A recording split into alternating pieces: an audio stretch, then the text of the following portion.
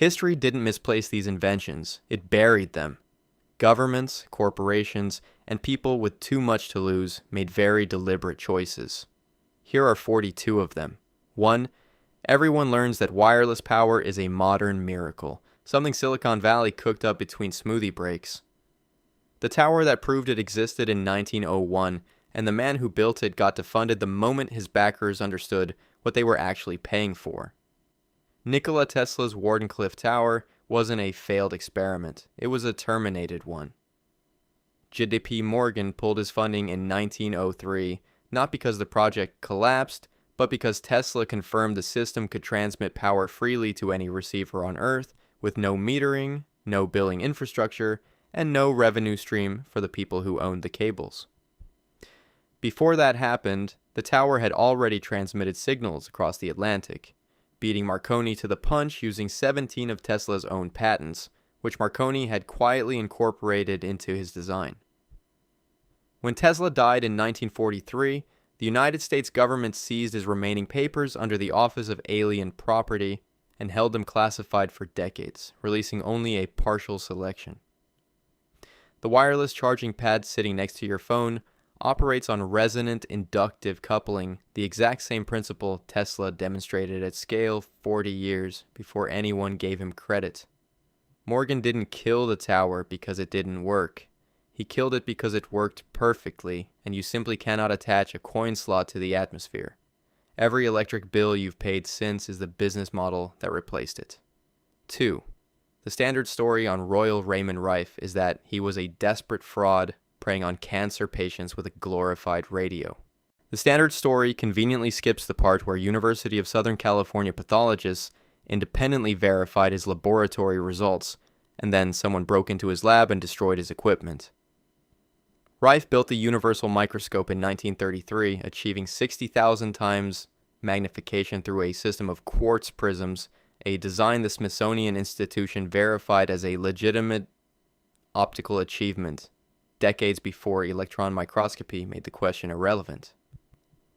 In 1934, a clinical committee at USC oversaw the treatment of 16 terminal cancer patients using Rife's frequency instrument and reported 14 of 16 showed complete remission. That committee's findings were never published in a major journal. After the American Medical Association's Morris Fishbein failed to acquire a financial stake in Rife's technology, the situation deteriorated fast. Rife's primary collaborator, Dr. Milbank Johnson, died suddenly under disputed circumstances. Rife's lab partner's office was burned to the ground, his research notes vanished. Rife died in 1971 after decades of alcoholism following the systematic demolition of everything he built. The official position is that it didn't work. The uncomfortable counter position is that somebody spent a remarkable amount of energy making sure you never found out whether it did. 3. The common assumption is that complex mechanical computation began somewhere in the Industrial Revolution, when serious engineers finally had the metallurgy and manufacturing precision to build something that could actually calculate. A device pulled from a shipwreck off the Greek coast tells a different story entirely. The Antikythera mechanism, recovered in 1901 from a Roman-era wreck, is a fully functional analog astronomical computer built around 100 BCE. It contains at least 30 interlocking bronze gears with differential mechanisms that were not independently reinvented in Europe for another 1600 years. The device tracked the Metonic cycle, which maps 235 lunar months to 19 solar years, and the Saros cycle used to predict solar eclipses, running both simultaneously through a dual pointer display. X-ray tomography conducted in 2006 revealed inscriptions on internal components describing its function in plain language, essentially a user manual embedded inside the machine itself. No object of comparable mechanical complexity appears anywhere in the archaeological record for 14 centuries after this one. That's not a slow progression from simple to sophisticated. That's a complete technological lineage being lost and then quietly pretended into non-existence. Humanity didn't march steadily forward from the abacus to the calculator. Someone already built the calculator, dropped it in the ocean, and spent 14 centuries acting like wheels were cutting edge. 4. Greek fire gets treated as a colorful medieval curiosity, a flamethrower the Byzantines had that nobody could quite replicate, which is a charming way of describing one of history's most deliberately protected state secrets. The substance burned on water. It could not be extinguished with water. It adhered to surfaces and reignited on contact with moisture. The Byzantine navy used it in 678 CE to destroy an Arab fleet attempting to besiege Constantinople, a victory so decisive it extended the empire's functional life by centuries. Emperor Constantine C. wrote explicitly in his military manual that the formula was a divine gift never to be shared with foreigners on pain of death and the curse of God. Production was deliberately compartmentalized. One group mined the raw materials, a separate group processed them, and a third assembled the delivery siphons. No single worker in the entire supply chain knew the complete process. This is operational security doctrine that Western militaries wouldn't formally articulate for another 800 years.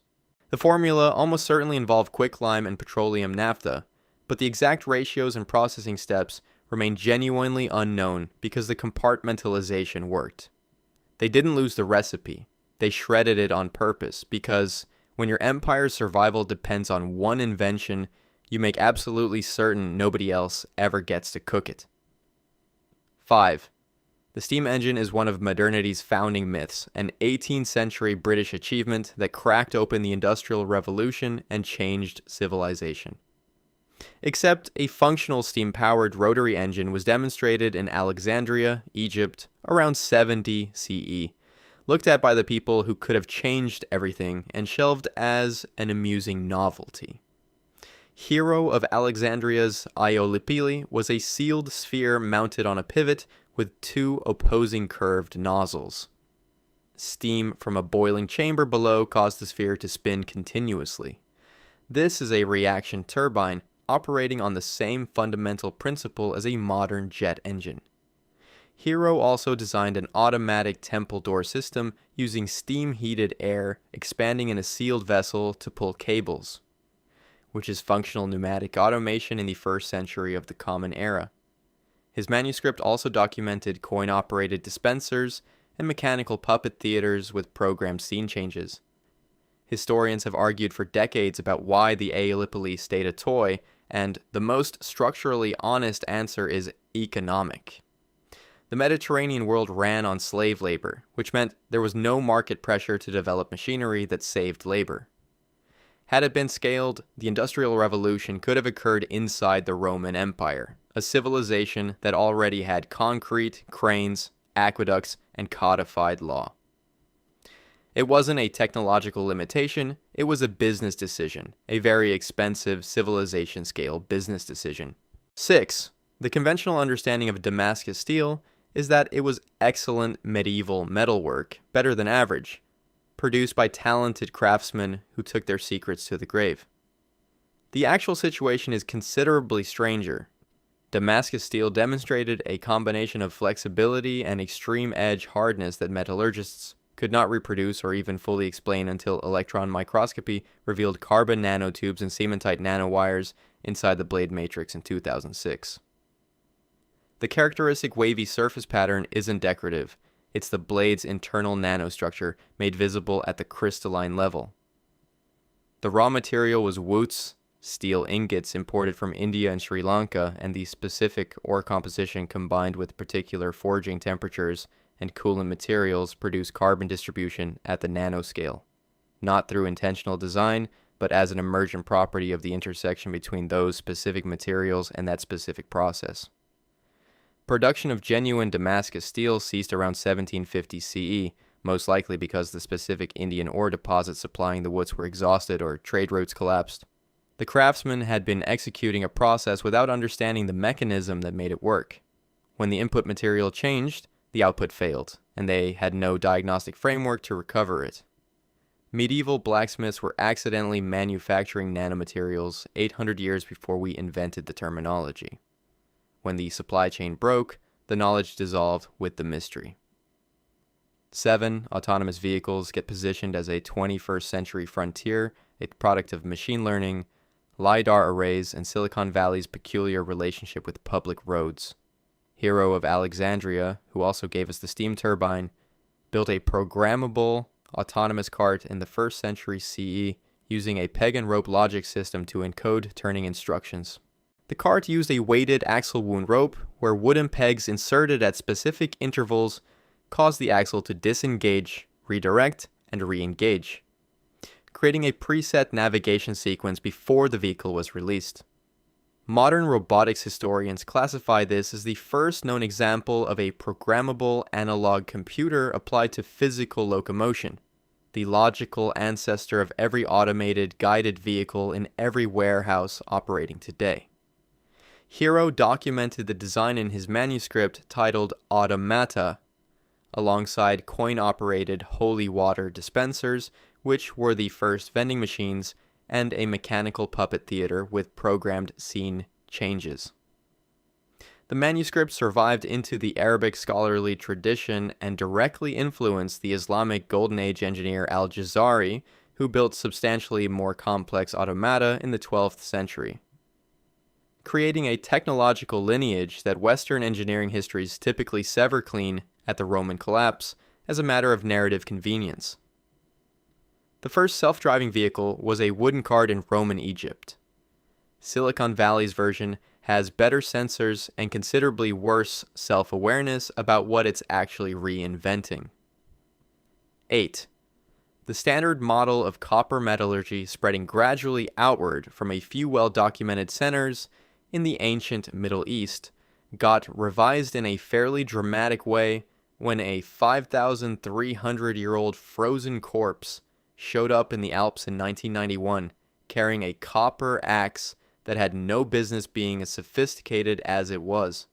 Uti the Iceman's axe blade was 99.7% pure copper, cast and cold hammered to a hardness exceeding what contemporary metallurgical models said was achievable in Central Europe during that period by roughly 1,000 years. Isotopic analysis of the copper traced the source to ore deposits in southern Tuscany, which meant Ötzi either traveled extensively or participated in a long-distance trade network for refined metal that archaeologists had no record of existing. The discovery forced a complete revision of the Copper Age timeline for Alpine Europe, pushing confirmed copper smelting in the region back by centuries and indicating the technology was far more widespread than the established consensus had assumed.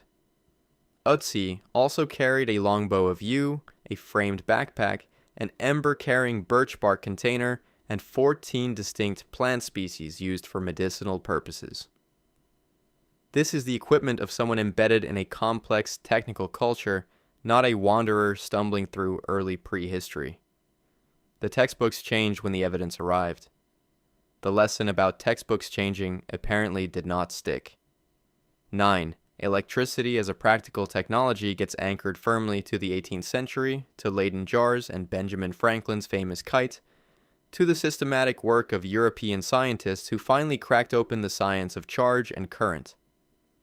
Ceramic jars found near Baghdad, dated to the Parthian period between 250 BCE and 224 CE, contain all the structural components of a functional galvanic cell.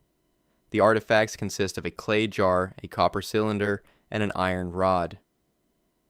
When filled with an acidic electrolyte such as vinegar or grape juice, both of which were historically available and commonly produced in the region, they generate approximately 1.1 volts, confirmed through replication experiments at the General Electric High Voltage Laboratory.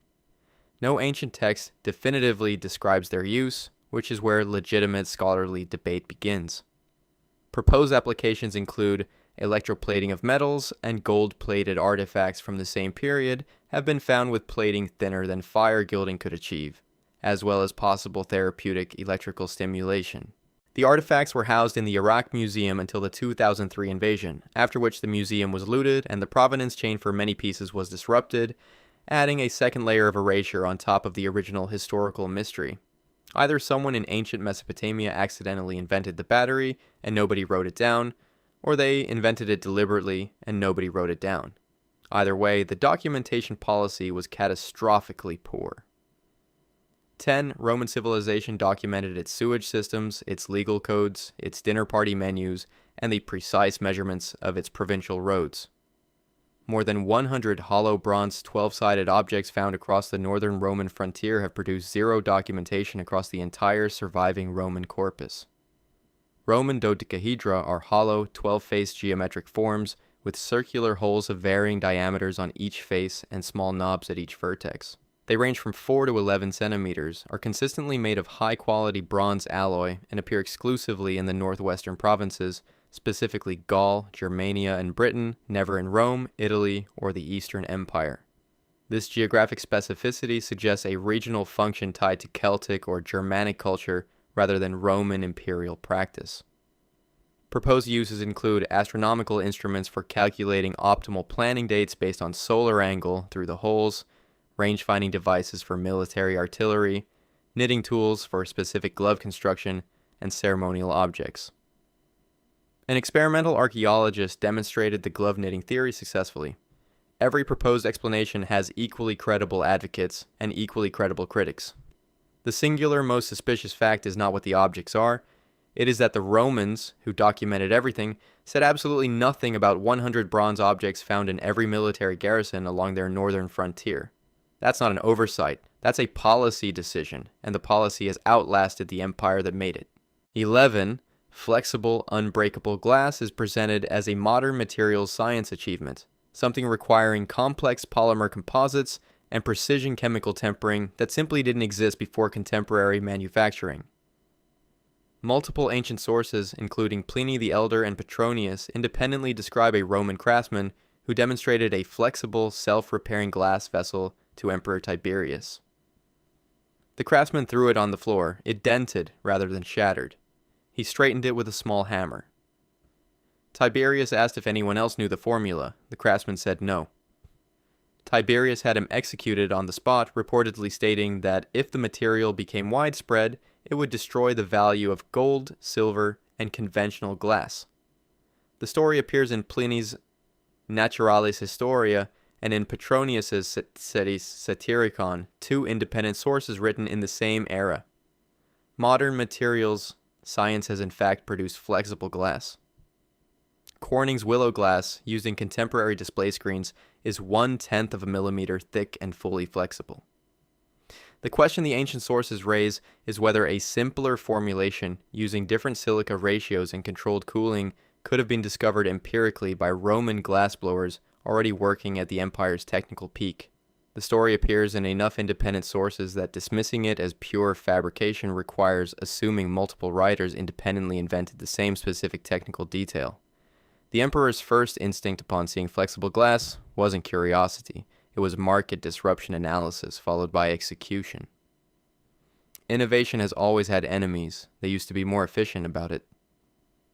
12. The movable type printing press gets treated as one of history's great civilizational accelerators, a 15th century European invention that democratized information and reshuffled the entire power structure of the known world. A fired clay disc found in Crete and dated to approximately 1700 BCE was produced using individual pre-made stamps pressed sequentially into wet clay, which is movable type operating 3200 years before the press that supposedly invented it. The Phaistos disc contains 241 impressions of 45 distinct symbols arranged in a spiral on both sides. Analysis confirms the symbols were made by pressing individual, pre-formed stamps, not carved freehand, meaning the stamps existed as a standardized, reusable typeset. The script has never been deciphered. It corresponds to no known writing system, and no other examples have been found in 116 years of subsequent archaeology, making comparative analysis impossible. The disc was discovered in 1908 in the basement storage room of a Minoan palace on Crete. Some scholars have proposed it is a forgery planted during the excavation period. The majority consensus accepts it as authentic based on thermoluminescence dating and clay composition analysis. Whether it represents an isolated technological experiment or a sample from a broader printing tradition that left no other survivors is genuinely unknown. Someone on a Mediterranean island invented movable type in 1700 BCE, stamped one disc, and the rest is either lost or never existed. History's most elaborate cliffhanger is a clay frisbee. 13 remote-controlled vehicles and weapon systems get dated to 20th century radar and electronics research, to the dense wartime investment that pulled modern military technology into existence through sheer industrial pressure.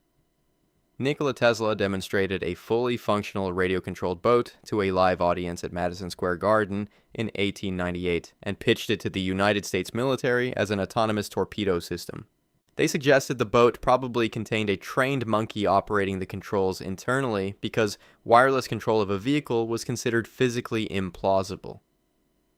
Tesla's telautomaton used a radio transmitter operating across multiple frequencies to control a small boat's rudder and propulsion independently, the first publicly demonstrated radio-controlled vehicle in recorded history, predating military applications by decades.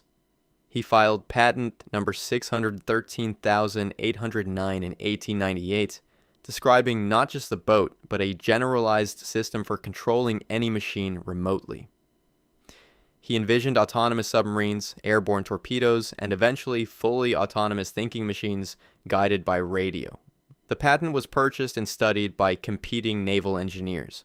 Drone weapon systems using the same fundamental architecture became standard military technology within 40 years, with the original patent holders receiving no attribution in the development history. Tesla pitched the drone in 1898. The military said it was impossible. 40 years later, the military was using drones as standard equipment. This is not innovation. This is a budget meeting that took 4 decades to get scheduled. 14. Seismology gets presented as a modern science, something that required 19th century physics and precision instrumentation to become practically functional. A Chinese polymath built a working earthquake detection and directional location device in 132 CE that successfully identified a distant earthquake's epicenter direction before human messengers could travel there and back to report it. Zhang Heng's device was a bronze urn approximately 1.8 meters in diameter, containing an internal pendulum mechanism connected to 8 dragonhead figures arranged at cardinal points around the exterior. When seismic waves arrived, the pendulum displaced in the direction of origin and triggered a mechanism releasing a bronze ball from the corresponding dragon's mouth into a bronze-toed figure below, indicating the compass direction of the event. In 138 CE, the device registered a seismic event while no local shaking was felt in the capital Luoyang. Officials were skeptical. Messengers arrived days later, reporting a major earthquake 400 to 500 kilometers to the northwest, precisely the direction the device had indicated. The internal mechanism was never fully described in surviving texts. Modern engineers have proposed multiple plausible pendulum configurations, but the exact design remains reconstructed rather than confirmed from primary documentation. In 138 CE, a bronze dragon spat a ball and told a government where an earthquake had happened before any human runner could cover the distance. We called that impressive engineering at the time. Now we call it a seismic array and act like we thought of it ourselves. 15. Programmable automata, machines that execute complex sequential movements on a preset logic, get credited to European Renaissance clockmakers and the mechanical ingenuity of post-medieval Western engineering tradition. An engineer working at the Arteshid court in what is now southeastern Turkey published a compendium in 1206 CE documenting over 100 mechanical devices, including programmable humanoid musicians, a hand-washing robot with automatic soap and towel dispensing, and a boat carrying 4 mechanical musicians whose playing patterns could be reprogrammed by repositioning pegs on a rotating drum. Al-Jazari's Book of Knowledge of Ingenious Mechanical Devices describes a programmable logic system functionally identical to the music box cylinder and a direct conceptual predecessor of programmable logic controllers still used in industrial automation today. His automatic hand-washing device featured a humanoid figure that released water when a lever was pulled, dispensed soap powder through a separate mechanism, and offered a towel at sequence completion, a multi-subsystem automated process requiring coordinated timing across independent components. Al-Jazari also invented the crankshaft, converting rotary to reciprocal motion, the camshaft, and segmental gears, mechanisms that became foundational to European industrial machinery, transmitted largely through translations of his work. European clockmakers of the 13th or 15th centuries demonstrably had access to Arabic manuscripts containing his designs. The degree to which medieval European mechanical achievement was built on his unattributed foundations is a historiographical gap that standard engineering curricula have shown very little interest in closing.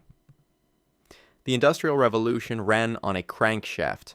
The crankshaft came from a 12th century engineer the textbooks forgot to mention.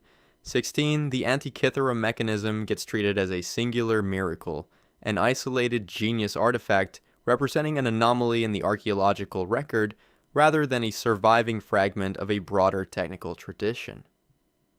Cicero, writing around 65 BCE, described two working planetary models built by Archimedes, devices that showed the motions of the sun, moon, and 5 known planets simultaneously, with enough precision that Cicero describes watching one demonstrate a solar eclipse in real time. One was taken to Rome as war plunder when General Marcellus sacked Syracuse in 212 BCE. Archimedes was killed in that same siege. Both devices are gone, and the historical record goes quiet on their fate. If the Antikythera mechanism, built around 100 BCE, represents the technology after 2 centuries of development from Archimedes' baseline design, then the machines Cicero personally observed were at minimum equally sophisticated and possibly more so. The ship carrying the Antikythera device was almost certainly transporting luxury goods to Rome, a standard trade route. The mechanism may have been one of several such devices in the cargo, meaning additional examples could exist on the seafloor within the wreck site or others like it. We found one astronomical computer in a shipwreck and called it an impossible miracle. Ancient writers described several more in operational use. The ocean hasn't returned them. The inventory sheet does not match what's on the floor. 17. The science of ballistics, calculating where a projectile will land before you fire it, gets presented as a product of Newtonian physics and systematic military engineering. A 16th century Italian mathematician solved the core mathematics of projectile trajectory, then deliberately suppressed his own work for years because he concluded that making governments better at artillery was morally indefensible. Niccolo Tartaglia's 1537 work, Nova Scientia, established that maximum projectile range is achieved at a 45-degree elevation angle, the first mathematical proof of this foundational ballistics principle. After completing further calculations, he withheld them, writing that it was blameworthy, reproachable, and barbarous, worthy of severe punishment before God and man, to improve the efficiency of instruments designed for killing people. He relented and published a fuller treatment in 1546 after the Ottoman invasion of his home region, concluding that if Christian communities needed more accurate artillery against an invading force, his moral objection had to yield to practical necessity. His work was directly foundational to Galileo's later studies of projectile motion, which Galileo refined using inclined plane experiments. Galileo's version became the canonical history. Tartaglia's prior moral stand, the only documented case of a mathematician trying to uninvent his own military mathematics on ethical grounds, was largely edited out of the narrative and reduced to a footnote. The man who solved military ballistics tried to keep it from being used. He eventually published anyway. The moral crisis got a footnote, the artillery got an upgrade. 18. The mechanical Turk gets dismissed as a clever illusion, a fraudulent chess-playing cabinet with a human operator inside. Interesting as a historical anecdote about showmanship and gullibility, but technologically irrelevant. The dismissal misses why it actually matters. Built by Wolfgang von Kempelen in 1770 for Empress Maria Theresa, the Turk toured Europe for decades and defeated Napoleon Bonaparte and Benjamin Franklin at chess, both of whom personally attempted to locate the concealed mechanism and failed. Its real significance is not the trick. It's what the trick forced people to think about. The fraudulent automaton prompted Edgar Allan Poe's 1836 essay, Maelzel's chess player, in which Poe used structured logical deduction to prove a human must be operating the device from inside. An early documented application of computational reasoning applied to analyzing machine behavior. Charles Babbage, who later designed the first mechanical computer, played against the Turk twice and became consumed by the question of whether genuine mechanical intelligence was theoretically achievable. That obsession directly shaped his lifelong project. The Turk's legacy is embedded in modern infrastructure in a form that inverts the original illusion almost perfectly. Amazon's crowdsourcing platform for human-completed microtasks is officially named Amazon Mechanical Turk. Humans pretending to be automated systems doing what software cannot, which is the exact reverse of a machine pretending to think while a human does the work. It was a fake thinking machine that generated all the real questions about thinking machines. Sometimes a lie is more productive than the truth would have been. 19 mid-20th century computing gets presented as the organic product of wartime necessity, transistor physics, and American industrial investment, a confluence of pressure and resources that produced the digital age more or less on schedule. A fully functional mechanical computer capable of calculating polynomial functions to 31 decimal places of accuracy was designed in complete engineering detail by 1849. The British government simply ran out of patience and money before building it. Charles Babbage's difference engine number 2 contained 8,000 parts, weighed 5 tons, and measured 3.4 meters in length. The London Science Museum built a complete working model in 1991 from Babbage's original plans, and it functioned correctly on first full assembly, which means the design was sound, and the only thing missing in the 19th century was the willingness to finish it. The British government invested approximately £17,000 in an earlier version before abandoning the project due to cost, overruns, and a conflict between Babbage and his engineer. Ada Lovelace wrote what is widely recognized as the first computer algorithm in 1843, a method for calculating Bernoulli numbers nearly 100 years before Turing. Historians of technology have estimated that if the analytical engine, Babbage's more ambitious successor design, had been built, and Lovelace's conceptual work continued, functional programmable computing could have been operational by the 1890s, accelerating the 20th century's entire technological arc by 50 years. The computer existed on paper in 1849. The delay was a personality conflict between a genius and his machinist. 20. Hand hygiene in medicine gets presented as a gradually adopted practice, a natural consequence of germ theory developing through the late 19th century. Knowledge accumulating until the evidence became undeniable. A Hungarian physician proved in 1847 that hand washing between performing autopsies and attending deliveries would eliminate the majority of childbed fever deaths. The medical establishment responded by destroying his career. Ignaz Semmelweis was working at Vienna General Hospital when he observed that the maternity ward staffed by medical students who came directly from autopsy work had a mortality rate between 10 and 35% from puerperal fever, while the ward staffed by midwives who performed no autopsies ran under 4%. He introduced mandatory chlorinated lime hand washing, and mortality in his ward dropped below 2% within months. A result that unambiguous requires no statistical interpretation. The medical community rejected his findings because he could not explain the mechanism. Germ theory wouldn't be established for another 20 years, and because accepting the data meant acknowledging that physicians had been personally responsible for tens of thousands of patient deaths. Semmelweis was committed to a mental asylum in 1865 at 47 years old. He died there 2 weeks later from an infection almost certainly caused by the same class of pathogen he had spent his career fighting. Lister published his antiseptic principles the same year. He proved doctors were killing patients and showed them exactly how to stop. They committed him. Then they adopted his methods and named a reflex after someone else. Institutions protect their dignity at a predictable cost.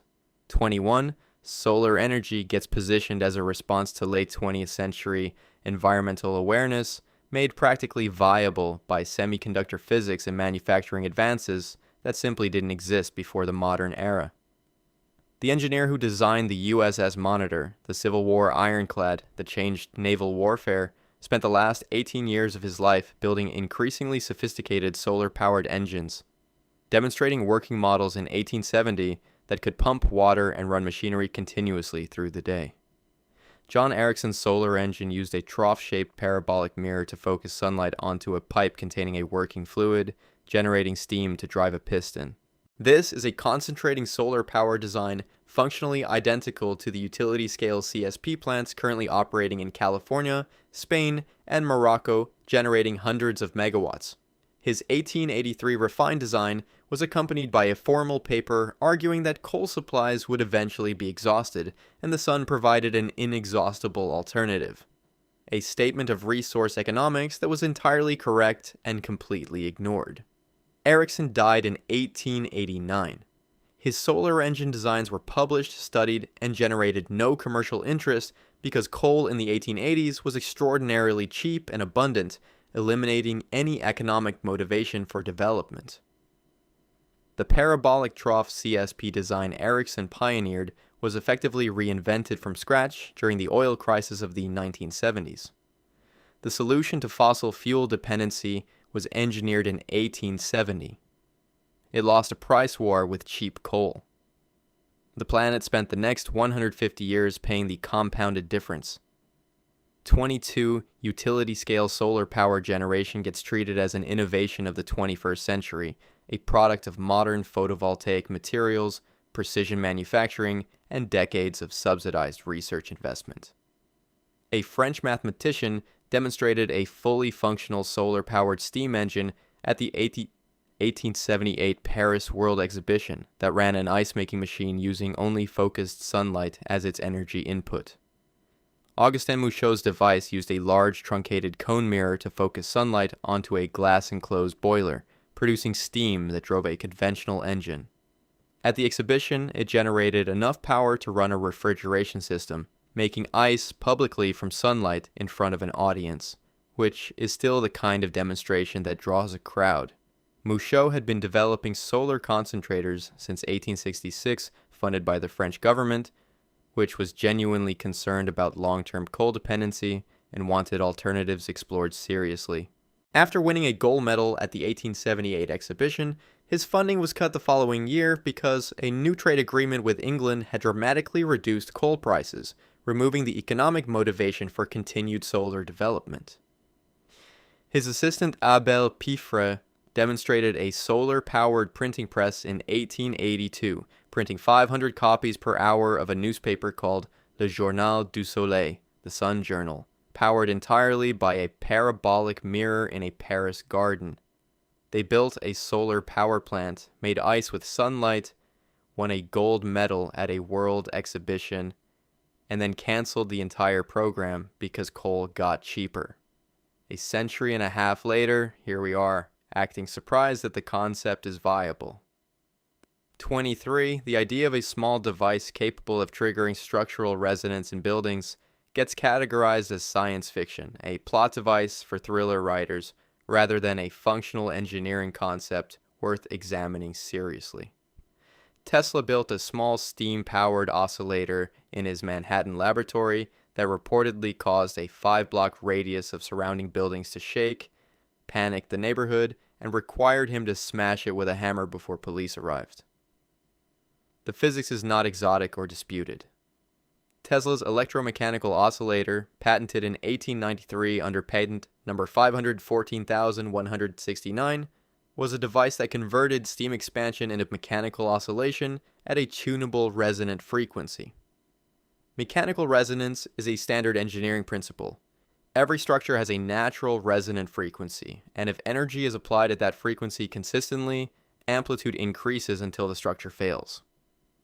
It's the same principle that requires soldiers to break step when marching across bridges, and the reason modern skyscrapers contain tuned mass dampers.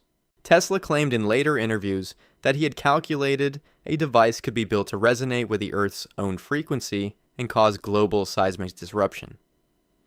The global claim is not supported by the physics at the scales he described. The localized structural resonance applications are entirely legitimate and form the basis of ongoing military research into non-lethal resonance-based effects. Tesla smashed his own device before anyone could examine it closely. The idea that it was fictional is the only version of events that requires you to supply evidence the record doesn't contain. 24. Wilhelm Reich gets dismissed as a discredited Freudian splinter case whose orgone energy device was obvious nonsense. And the FDA's intervention is typically presented as a straightforward consumer protection action against a dangerous fraud. What actually happened was that a United States federal agency obtained a court injunction to burn books in 1956. That part is not in dispute. Reich was a legitimate psychoanalyst who had worked directly with Freud and Adler. His early work on character analysis and body-centered psychotherapy directly influenced modern somatic therapy and sex-positive psychology, fields that credit him openly. The FDA pursued Reich not primarily for fraud, but because he challenged federal jurisdiction in court over the orgone accumulator. Judge John Clifford ruled contempt and ordered destruction of the accumulators and any written material connected to them. Approximately 6 tons of books and journals were burned in 1956 and 1957, including material containing his legitimate psychiatric and biological research alongside his orgone theories. Reich was imprisoned in 1956 for violating the injunction and died in federal prison in 1957, one day before a scheduled parole hearing. The American Civil Liberties Union declined to take his case. The book burning is documented in FDA records and receives almost no mention in standard 20th century American history curricula. Whether the accumulator worked is the interesting question. That a federal agency burned his books and he died in prison is the documented answer to a completely different question. 25 anomalous electromagnetic effects reported by basement inventors with arrays of surplus equipment get dismissed without investigation as obvious demonstrations of wishful thinking and confirmation bias. John Hutchison's effects were investigated by personnel from the United States Army Advanced Systems Concepts Office and McDonnell Douglas, who produced internal documentation stating that some observed phenomena could not be attributed to conventional electromagnetic field interactions. That is a meaningfully different verdict from fraud. Hutchison, a Canadian amateur scientist, reported in the early 1980s that overlapping electromagnetic fields from multiple radio frequency transmitters and Tesla coil-type devices produced levitation of metal objects, fusion of dissimilar materials at room temperature, and anomalous metal fracturing. An Army and McDonnell Douglas team visited his Vancouver laboratory in 1983. Their internal report, later obtained through Freedom of Information Act requests, noted that certain observed phenomena fell outside their ability to explain using standard electromagnetic field theory. Metal samples from Hutchison's laboratory showing crystalline level disruption without detectable thermal or mechanical cause were analyzed by Canadian government metallurgists who confirmed the fracture patterns were anomalous.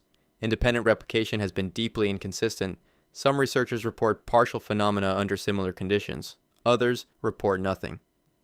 Hutchison himself has been unable to reproduce specific effects on demand, which is either evidence of fraud or evidence of a highly variable and poorly understood causal mechanism. We investigated and found it not fully explicable is not the same statement as fake. It is the same statement as we chose to stop looking. Someone in a government building made a deliberate choice between those two options. 26. Perpetual motion and free energy claims have been consistently debunked across 2 centuries of engineering history, and anyone presenting a device that allegedly runs on nothing is treated as either a fraud or a person in need of a more rigorous physics education.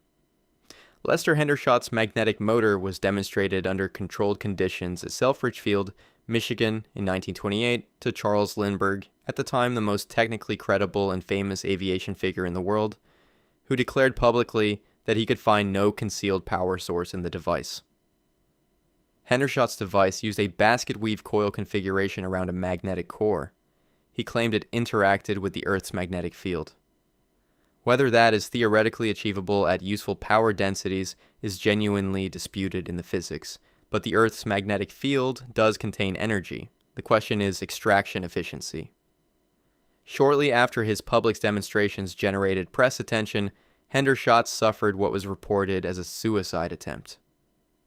He subsequently became reluctant to demonstrate the device publicly and spent the remainder of his life in obscurity. His son Mark Hendershot stated in later interviews that his father was visited by government officials after the Lindbergh demonstration and strongly discouraged from further public exhibitions. Charles Lindbergh looked at it, stated it worked, and then someone ensured that nobody examined it again under comparable conditions. The official verdict is fraud. The official verdict requires treating Lindbergh's assessment as irrelevant and everything that happened immediately after the demonstration as coincidence. 27 directed energy weapons capable of disrupting vehicle systems from a distance get presented as strictly modern military technology, products of sophisticated electronics and high-power microwave engineering that required decades of post-war development to become feasible. In 1924, a British inventor demonstrated a device to press representatives in his London laboratory that stopped a motorcycle engine at 50 feet, illuminated a light bulb without any wire connection, and detonated gunpowder at a distance. Harry Grindle Matthews called it a dielectric ray. The British Air Ministry sent investigators who demanded a controlled demonstration under their specific conditions. Matthews refused, stating the controlled environment requirements would allow reverse engineering without compensation. The ministry terminated negotiations. Matthews subsequently sold demonstration rights to France and reportedly to a United States military contractor, then spent later years developing an aerial torpedo guidance system using projected light beams, a functional concept that predated laser guidance technology by approximately 40 years. The physics of his claimed engine-stopping effect is consistent with induced electrical disruption of an ignition system through a strong electromagnetic field, a mechanism that is not classified as impossible by modern physics, and that military electromagnetic pulse research has since developed into standardized weapons. Whether Matthews had a crude working version of this or an elaborate staged demonstration remains genuinely contested. The British government declined to purchase it because the inventor wouldn't allow free inspection. 40 years later, they were extremely interested in devices that stopped engines from a distance. The physics didn't change, the procurement process did. 28. Anti-gravity research gets placed firmly in the territory of fringe science, a domain of perpetual motion enthusiasts and UFO researchers with no connection to serious military-funded aerospace development. In 1956, Aviation Week and Inter-Avia, two mainstream aerospace industry publications, both ran reports on electrogravitics as a legitimate propulsion research area, citing active work at Glenn Martin, Convair, and Sperry Rand. Then, the subject disappeared from aviation press almost simultaneously, with reports circulating that the research had been reclassified. Thomas Townsend Brown discovered in the 1920s that a high-voltage asymmetrical capacitor produces thrust in the direction of the positive electrode, a phenomenon now called the Biefeld-Brown effect. It has been confirmed by modern researchers and is attributed by mainstream physics to ionic wind and atmosphere, though Brown maintained that vacuum tests showed residual thrust that could not be explained by ionic wind alone. An Aviation Studies International report titled Electrogravitics Systems, published in 1956, summarized contractor research and was publicly available for a brief period before effectively vanishing from distribution. Brown's own laboratory results for high-voltage capacitor thrust in vacuum have been partially replicated by researchers at major institutions and subsequently disputed, which is itself a pattern worth noting. Aviation publications were covering anti-gravity propulsion research as routine aerospace industry news in 1956. Then every journalist covering the topic went quiet at approximately the same time. When all the reporters stop writing about something simultaneously, it usually reflects a phone call rather than a consensus that the story got boring. 29. Tesla's claims about a particle beam weapon in his later years get positioned as the confused output of an aging mind losing its grip on serious physics. An embarrassing coda to an otherwise remarkable career. The device he described in a technical paper submitted to 4 governments in 1937 was a charged particle beam weapon with specific engineering parameters. The physics of charged particle beam acceleration is entirely valid. Particle accelerators operate on the same foundational principles. The challenge is projecting a useful beam through atmosphere over significant distance, which causes dispersion, not the acceleration itself. Tesla described teleforce as using an open-ended vacuum tube, a high-voltage generator, and a mechanism for projecting focused tungsten particles accelerated to high velocity. He submitted the paper to the British, American, Canadian, and Soviet governments simultaneously. After his death, the United States government classified his papers. The Soviet Union independently developed charged particle beam weapons programs beginning in the 1970s, confirmed in declassified post-Cold War documentation. The United States Strategic Defense Initiative in the 1980s included a neutral particle beam component. A neutral particle beam was successfully tested in space by Los Alamos National Laboratory in 1989 under the program designated BEAR beam experiments aboard a rocket. They called it the fantasy of a deteriorating mind in 1937. They called it a strategic defense initiative in 1983. The physics was identical both times, only the budget authorization changed. 30. Nuclear early warning systems get presented as robust, redundant engineering achievements representing the reliable technological backbone of Cold War deterrence, systems dependable enough that human judgment functions primarily as a backup to more precise instrumentation. On September 26, 1983, the Soviet nuclear early warning satellite system reported 5 incoming United States intercontinental ballistic missiles. The system was operating correctly according to its own parameters. The data was wrong. The Soviet Oko early warning satellite had incorrectly identified reflected sunlight off cloud formations over the United States as the heat signatures of 5 Minuteman ICBM launches, a false positive caused by a specific sun angle and cloud cover alignment the system's design had not anticipated. Lieutenant Colonel Stanislav Petrov was the duty officer. Protocol required him to report the alarm up the command chain, which would have initiated a Soviet retaliatory launch before the non-existent missiles arrived.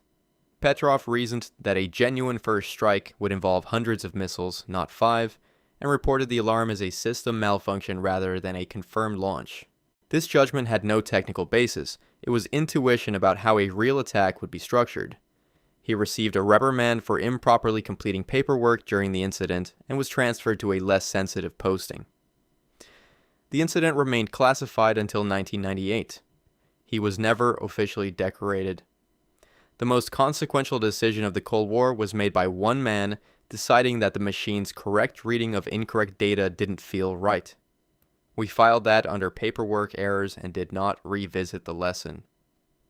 31 magnetic audio recording gets credited to the German magnetophone tape recorder of the 1930s as the foundational technology that launched modern audio and data recording.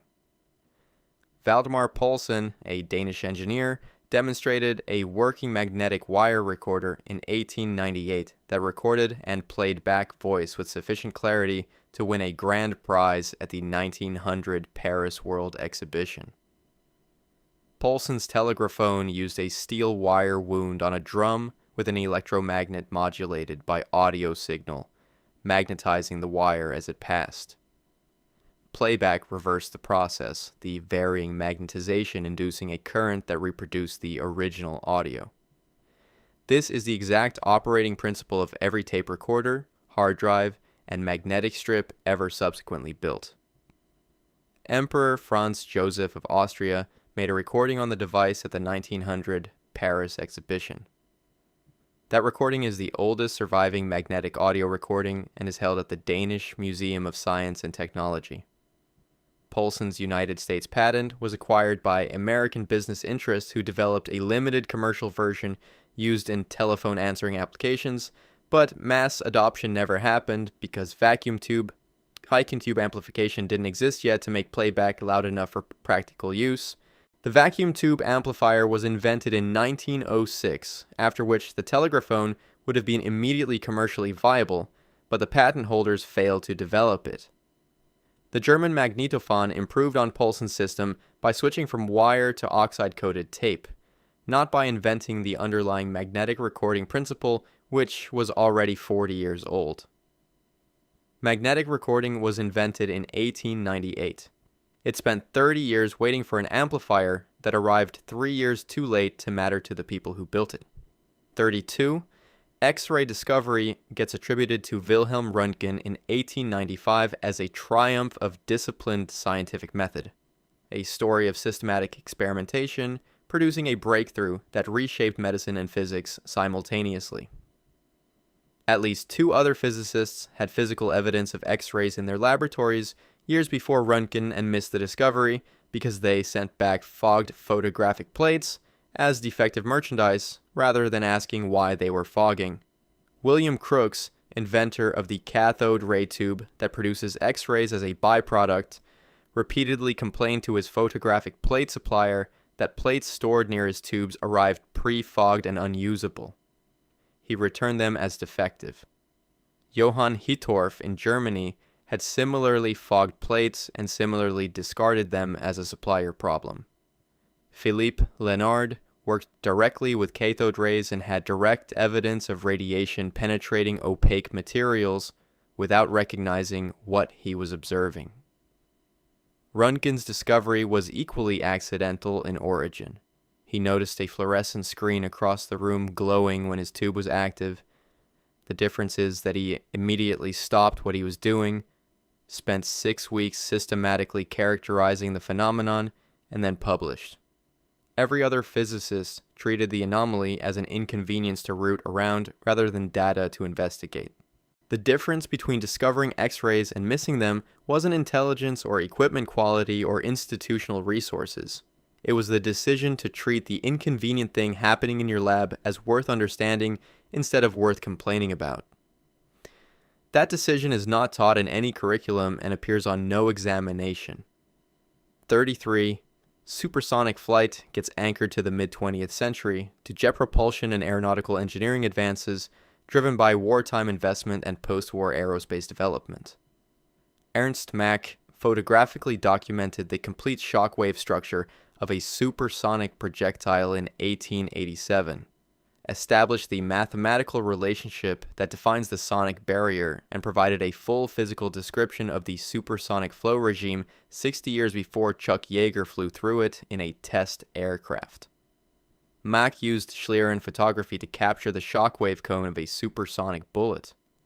His images clearly show the Mach cone, the attached shockwave, and the complete wake structure, phenomena that aeronautical engineers were treating as new discoveries in wind tunnel work in the 1940s. The Mach number, the ratio of object speed to the speed of sound in the surrounding medium, was named after him posthumously by aeronautical engineer Jakob Ackeret in 1929, 42 years after Mach's original paper, because aviation had finally reached speeds where the number was practically relevant and engineers needed a unit. Mach's philosophical contributions complicate the picture. He was a committed anti-atomist who argued that atoms were a useful computational fiction rather than physical reality, a position that actively delayed acceptance of atomic theory and was overturned by Einstein's 1905 Brownian motion paper. The same man who correctly described supersonic shockwaves was confidently wrong about whether matter was made of atoms. Rigorous experimentalists have blind spots proportional to their certainty.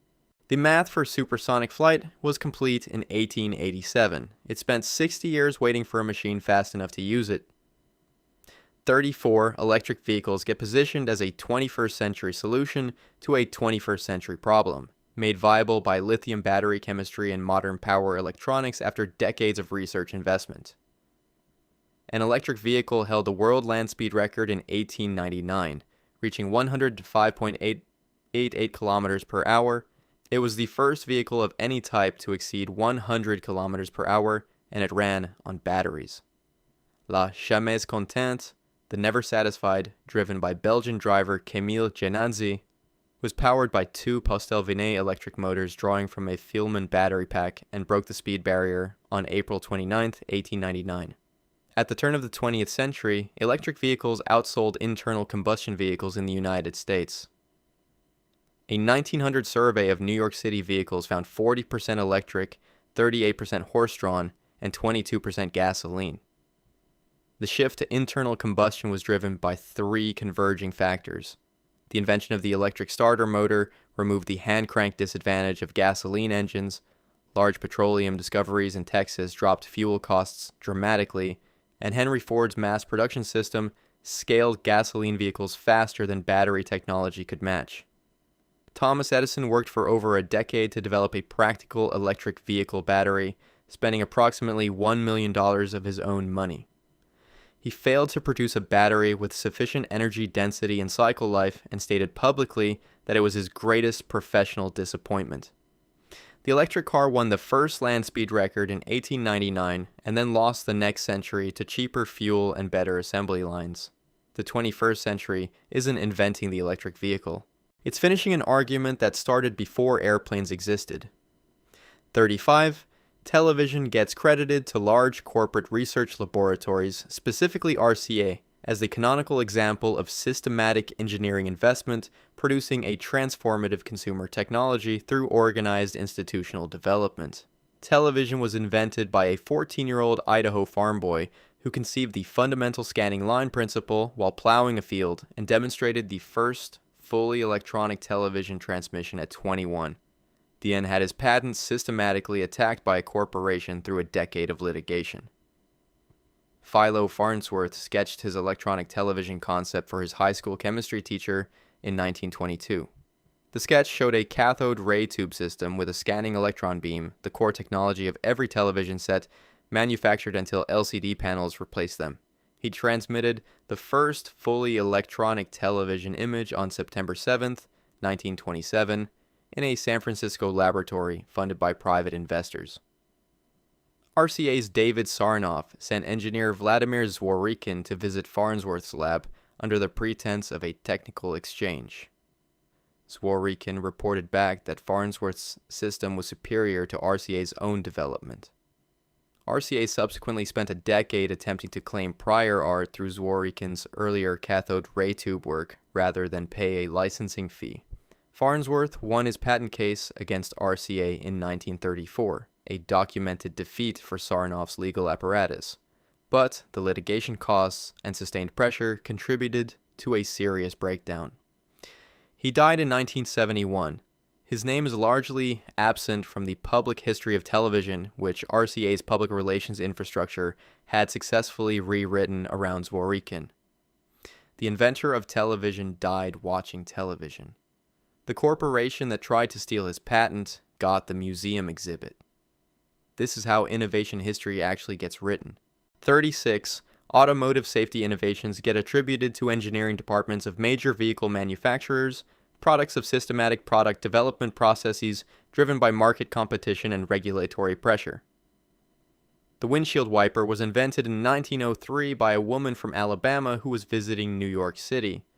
Notice the driver of her streetcar repeatedly stopping to manually wipe snow from the window and patented the solution. Mary Anderson received United States patent number 743,801 in November 1903 for a window cleaning device consisting of a rubber blade on a swinging arm operated by a lever from inside the vehicle. She contacted multiple automobile manufacturers to license the patent. A Canadian firm declined in 1905, stating the device lacked practical value and would be more distracting to drivers than helpful, which is a remarkable statement given that the alternative being evaluated was a snow-covered windshield requiring the driver to stop the vehicle and get out. Her patent expired in 1920 before the automotive industry fully adopted the device, meaning she received no royalties during the period of mass adoption. Cadillac standardized windshield wipers as equipment in 1922. The distraction argument, documented in the rejection correspondence, represents a failure of basic engineering imagination significant enough to cost the inventor the full commercial value of her own design. The automotive industry told the inventor of the windshield wiper that wipers would distract drivers, then made wipers mandatory. The inventor received nothing. The distraction argument was apparently not persuasive enough to apply to profits.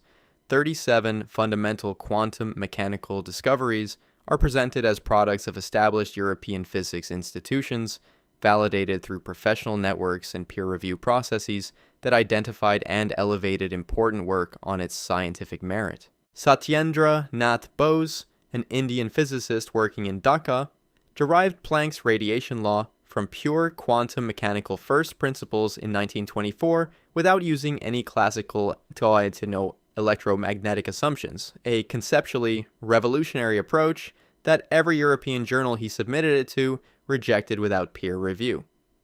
Bose treated photons as indistinguishable particles and counted quantum states accordingly, producing Planck's law correctly through a method that was genuinely new. He wrote directly to Einstein in English, asking him to evaluate the paper and, if he found it worthy, arrange publication in German. Einstein translated the paper into German himself, submitted it to Zeitschrift für Physik with his personal endorsement, and it was published immediately. Einstein then extended Bose's statistical method to material particles, producing Bose-Einstein statistics and predicting the Bose-Einstein condensate. The condensate was experimentally confirmed in 1995. The Nobel Prize for creating it experimentally was awarded in 2001 to American researchers. Bose died in 1974 without receiving a Nobel Prize. Einstein stated publicly that Bose's original paper deserved a prize independently of his own extension of it. A revolutionary paper in quantum physics was rejected by every journal in Europe until a famous physicist forwarded it with his personal recommendation. The Nobel Prize went to the people who confirmed what it predicted. Merit required a famous person's endorsement to be recognized as merit. 38. The history of computing's pioneers gets constructed primarily as a story of male engineers and mathematicians who designed and built the machines that launched the digital age, with clerical workers providing administrative support for the technical staff. The 6 women who programmed ENIAC, the first general-purpose electronic computer, were not clerical workers. They created the field of software engineering from scratch with no prior documentation, no programming manuals, and no official recognition for 50 years. Kathleen McNulty, Frances Bylas, Betty Jean Jennings, Elizabeth Snyder, Ruth Listerman, and Frances B. La Spence were recruited from mathematics programs in 1945 to program ENIAC. There were no programming manuals because no programming manuals existed. They read the hardware schematics and reasoned out how to make the machine compute ballistic trajectories from first principles. When ENIAC was unveiled publicly in 1946, the women were not invited to the formal dinner. A photograph of 2 of them working with the machine was published widely, with captions identifying them as refrigerator ladies, assumed to be promotional models posing near the equipment. Jean Jennings Bartik said in later interviews that the men who built the hardware assumed programming would be simple clerical setup work and were surprised to discover it required substantial mathematical and logical sophistication. Their contributions were systematically absent from computing histories until historian Kathy Kleiman began researching them in the 1980s, leading eventually to a documentary in 2014. All 6 were inducted into the Women in Technology International Hall of Fame. The women who invented software were identified in the press as furniture. 70 years later, we're still calling this an untold story rather than a straightforward account of who gets credited. 39. The structure of DNA gets taught as a story of collaborative scientific brilliance. Watson and Crick combining insight and experimental thinking to crack biology's central mystery in a triumph of the scientific method operating at its most effective. The decisive experimental evidence was Rosalind Franklin's work, shown to Watson without her knowledge or consent, and used to confirm the double helix model. Without her being informed, her data had been shared. Photo 51 was taken by Franklin's graduate student Raymond Gosling in May 1952 under Franklin's direction.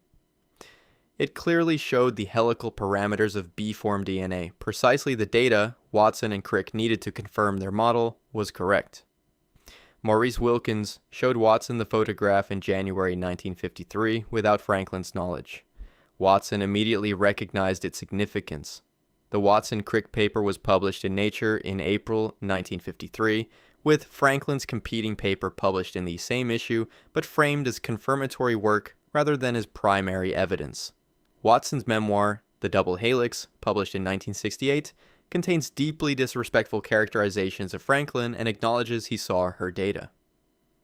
The memoir was published 4 years after Franklin died of ovarian cancer in 1958, leaving her unable to respond publicly to its characterizations.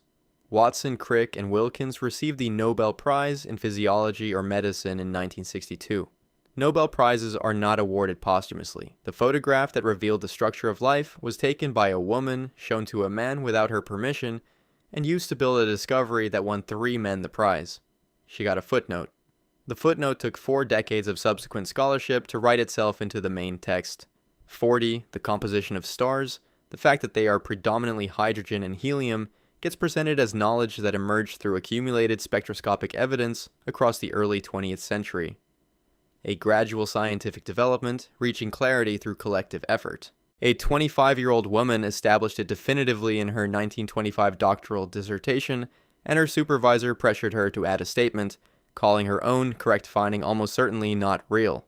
Cecilia Payne's Harvard doctoral dissertation, later described by astronomer Otto Struve as the most brilliant doctoral thesis ever written in astronomy, demonstrated through spectral line analysis that hydrogen was approximately 1 million times more abundant in stars than on Earth, making it the dominant stellar element. Her supervisor, Henry Norris Russell, one of the most respected astronomers of the era, told her the result was clearly impossible based on his existing assumptions about stellar composition. She added a qualifying sentence to her dissertation, describing the hydrogen abundance finding as spurious, which is what her supervisor required before he would approve it.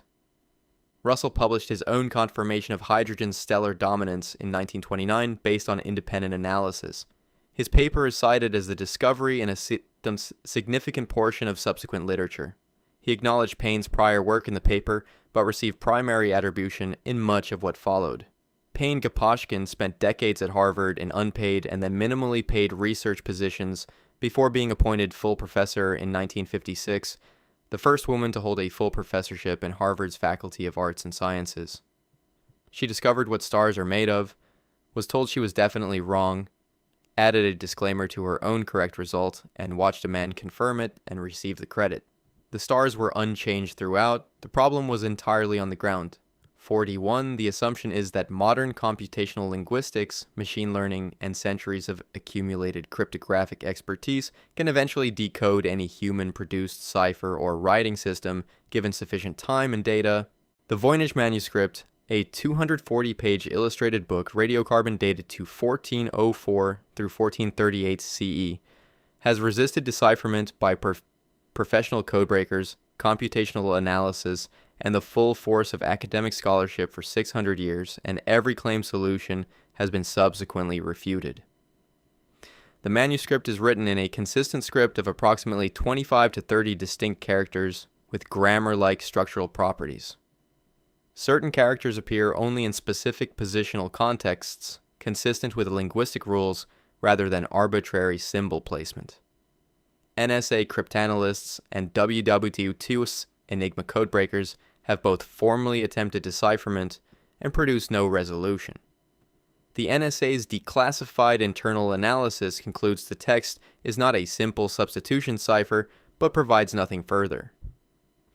Statistical analysis shows the text has Zipf's law distribution, the mathematical signature characteristic of real human language, and character entropy consistent with natural language rather than random generation. It is almost certainly not meaningless. What it means remains entirely unknown. Proposed source languages number in the dozens across 6 centuries of attempts.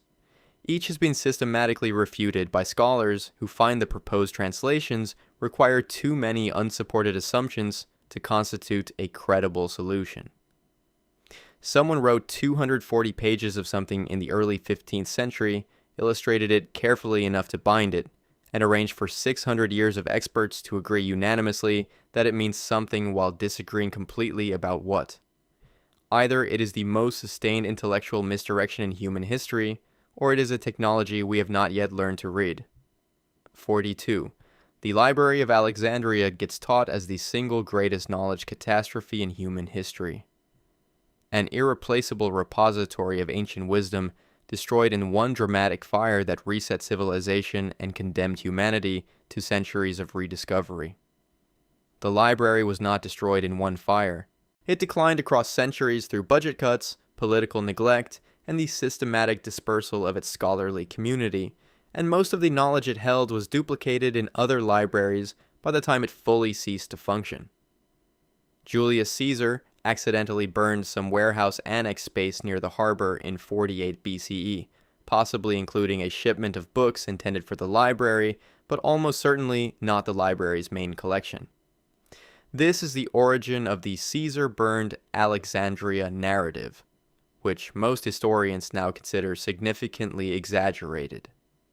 The library's decline was primarily administrative. When Roman patronage funding stopped, the scholarly community dispersed to Pergamon, Athens, Constantinople, and Antioch, taking their knowledge and their copying practices with them. The Muslim conquest of Alexandria in 641 CE, frequently blamed for the final destruction, rests on a source written 500 years after the event by a Christian bishop with evident political motivations for constructing that particular narrative. The actual ongoing catastrophe of ancient text loss was parchment recycling, the dissolution of Western Roman patronage networks, and the survival lottery of manuscript copying in isolated monasteries across several centuries of institutional fragility. A slow grind, not a single villain with a torch. We blame one fire because one fire is a satisfying story with a clear perpetrator. The truth is considerably worse. The knowledge dissolved through indifference, funding decisions, and nobody caring enough to make enough copies. Every institution that has ever defunded its libraries is still writing the same ending. If you want to see more, click the video on screen now.